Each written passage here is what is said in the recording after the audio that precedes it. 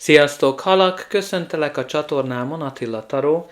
Ebben a videóban azt fogjuk megnézni, hogy novemberben milyen energiákat várhatsz a pénz és a karrier területén. Mint mindig ez egy általános kirakás, így igazán figyelj oda azokra az üzenetekre, amik relevánsak a számodra, és engedd el a többit. De lássunk is hozzá, először is az orákulum kártyáját nézzük meg, ahol neked az új hold a mérleg jegyébe jött ki, ami hát azt írja, hogy egy új romantikus ciklus kezdődik. Hát ugye ez egy pénzügyi kirakás, karrier, tehát itt nem a romantikáról lesz szó. Tehát ebben a viszonylatban ez a lap az újrakezdésekről szól, tehát itt lehet, hogy ez az időszak nagyon jó arra, hogy egy új üzleti partnerkapcsolat kezdődjön, vagy egy új szerződés. Tehát ez az időszak nagyon jó lehet arra, hogy újra tárgyaljátok egy szerződésnek a bizonyos feltételeit. De ugyancsak, ha valamilyen jogi helyzet, vagy jogi szituáció, peres eljárás van a folyamatban, akkor ez jelzi azt, hogy te nagyon jól fogsz ebből kijönni. De nézzük meg, hogy mit mond a taró. A kirakásod középpontjában a csillag áll, ami a gyógyulás, a reménynek alapja, amikor egy nehéz helyzeten mentél keresztül, és a nehézségek után végre visszatér a remény, a pozitivitás. Reményteljes jövőről is szól, valamint arról, hogy a kívánságaid teljesülnek. Hát ez az alap, amikor az univerzum azon dolgozik a háttérbe, hogy végrehajtsa, elhozza neked a kívánságaidat, vagy annál sokkal, de sokkal jobbat. Tehát itt ugye a gyógyulás nagyon fontos, tehát itt valami nehézségen mentél át, és végre valami újra egyensúlyba fog jönni. És ugye ez a központi téma, tehát ez mindegyiket érinti, mindegyik lapot. Az első lapja a kirakásodnak az a botok 10-es, ami jelzi egy ciklusnak a végét, egy nehéz ciklus lezárultát, amikor ugye nagyon sok mindenen nehézségen mentél át. De alapjába véve a mindennapi élet területén ez a lap jelentheti azt egyszerűen csak, hogy nagyon sokat dolgozol, túl dolgozod magad, és nagyon fontos, hogy odafigyelj önmagadra, arra, hogy megpihenj, arra, hogy segítséget kérj, mert ugye nem akarsz azt, hogy teljesen agyon dolgozd magad. Nagyon fontos eleme ennek a kártyának az, hogy nagyon közel vagy valaminek az eléréséhez, például valami célnak, valami álomnak az eléréséhez, mert ugye ő a munkának az eredményét hurcolásza, viszi a hátán, és a háttérben a háza jelzi azt, hogy közel van ahhoz, hogy végre letegye ezeket a terheket.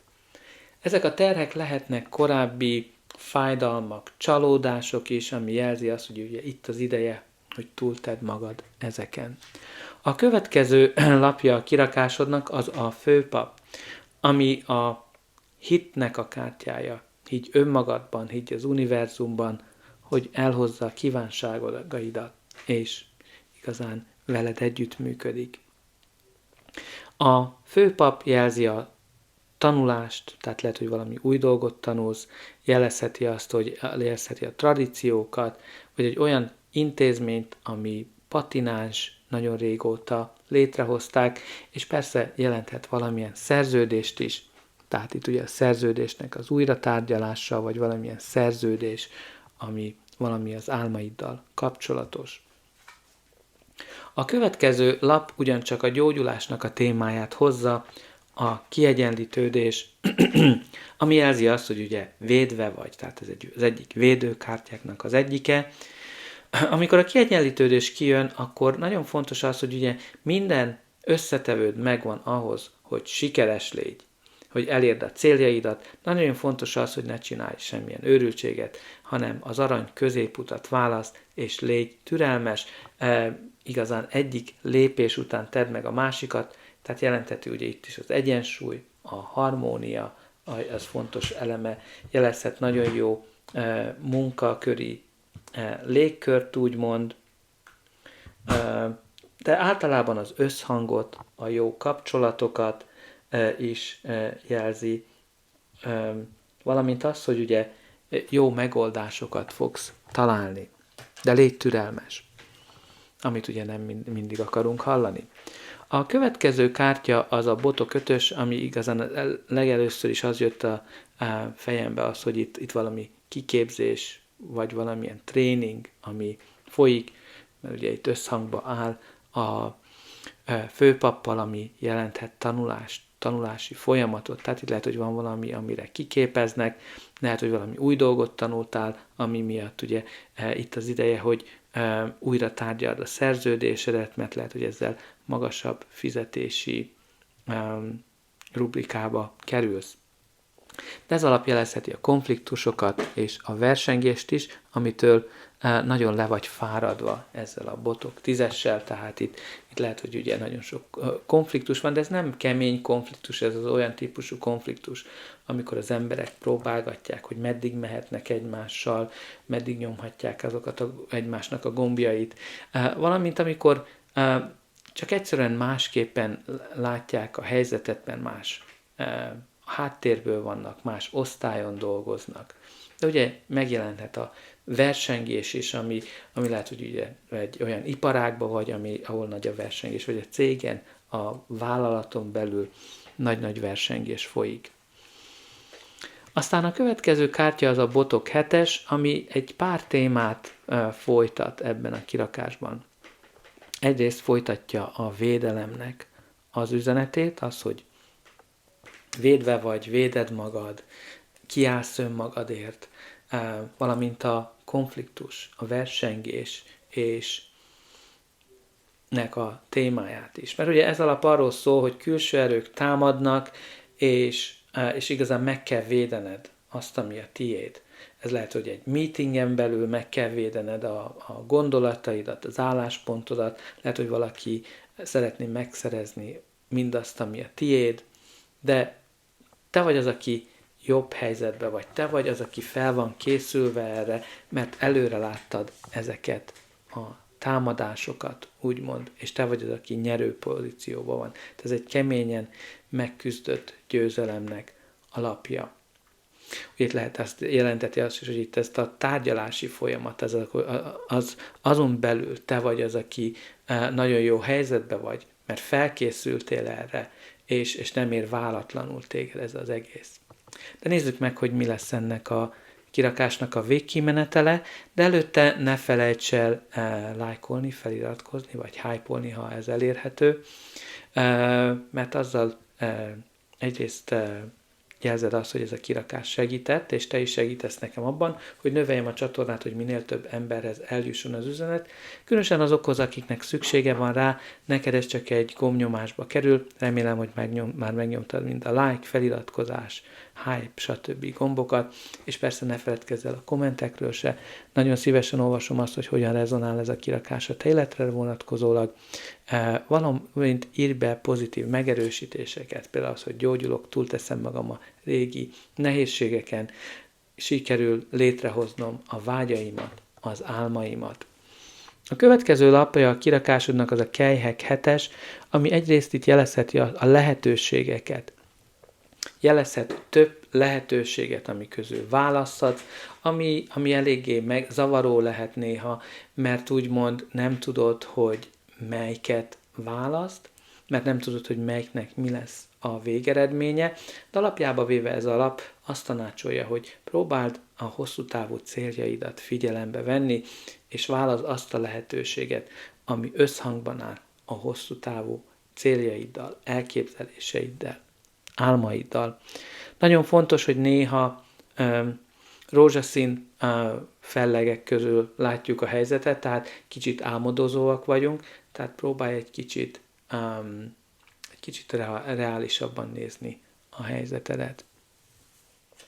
A következő lapja a kirakásodnak az a Kardok 4-es. A Kardok 4-es, ami ugyancsak folytatja a gyógyulásnak a témáját. A gyógyulásnak a témája, ami már ugye megjelent a kiegyenlítődés, a csillag, és a Kardok 4-es pedig folytatja ezt. Tehát itt valami nagy-nagy gyógyulási folyamatról van szó, lelki, akár testi néhányatoknál, vagy pedig a karriered úgymond gyógyul, felépül valamiből. Mert ugye mindegyik azt jelzi, hogy valamilyen olyan helyzet történt, ami megrázó volt, fájdalmas volt, de végre ezen túl vagy, és túlteszed rajta magad. Ugyancsak szeretném felhívni itt a figyelmedet erre a 2 lapra, ahol mindkét lapon megjelenik az áldásnak a szimbóluma a kéz tekintetében. Tehát itt van valami áldás, amit várhatsz.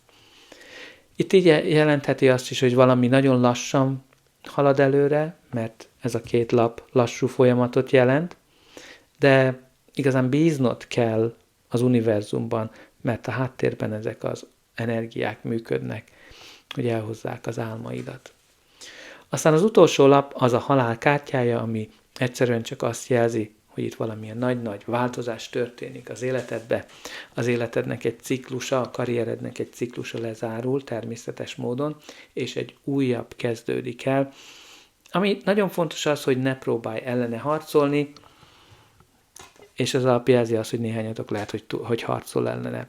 Mert igazán, amikor a halál kártyája kijön, az a legrosszabb dolog, amit tehetsz, ha harcolsz ez a változás ellen, mert ez egy olyan változás, ami visszafordíthatatlan, és igazán a jövőre kell tekinteni.